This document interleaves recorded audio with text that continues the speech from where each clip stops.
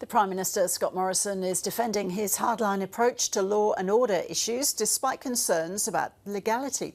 Scott Morrison wants to make it easier to strip Australian citizenship from anyone convicted of terrorism offences.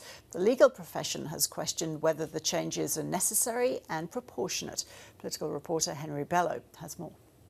Well, the Prime Minister believes the laws as they stand at the moment are out of step with community expectations, and he's pointed to the Burke Street attack and a failed terror plot in Melbourne as one reason why to strengthen Australia's terrorism laws. Now, as it stands at the moment, the government can strip an Australian of their citizenship if they've been convicted of a terror offence, provided that they have spent 6 months in jail and that they are a dual citizen, that they have citizenship of another country. Now, the Prime Minister wants to lower that threshold so that you would be able to take away somebody's Australian citizenship, essentially deporting them if they've just been convicted, regardless of how long they've spent in jail, and reducing the threshold so that the government would need to be reasonably certain or reasonably satisfied that that person is eligible to be a citizen in another country. Now, that comes to the question of eligibility. So was that person born overseas? Did they have a parent who was born overseas? And would that mean that they would be able to apply for citizenship overseas? He says that the Australian public expect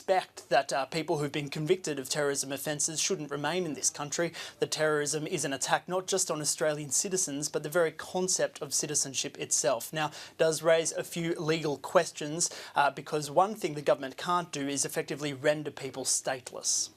So, Henry, who's opposed to these laws and why?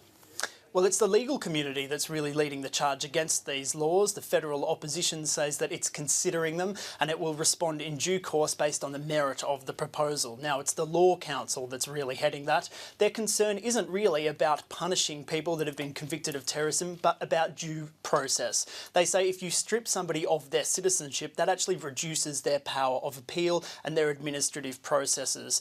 So what they're concerned about here is that there might not be due processes granted to these people, and that this might actually be an oversight that undermines the rule of law in a democracy. They say that's a very serious concern. The other concern that the Law Council is raising is that the government hasn't justified enough, in their view, why these changes to the law are necessary.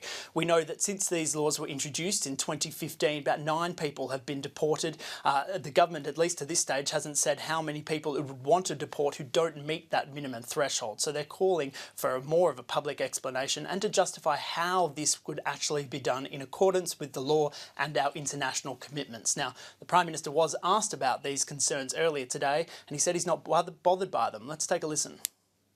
Those who oppose these laws always say this. I dealt with that back when I was Immigration Minister, and they said I couldn't turn back boats, and they said that wasn't legal. Well, you know, they make all these claims, but what I do is I press on and I just get it done. And this may be setting up a political battle as well, because if Labor comes out and blocks these, then the government could accuse them of being soft on national security. They'll be mindful that there is a federal election coming up early next year.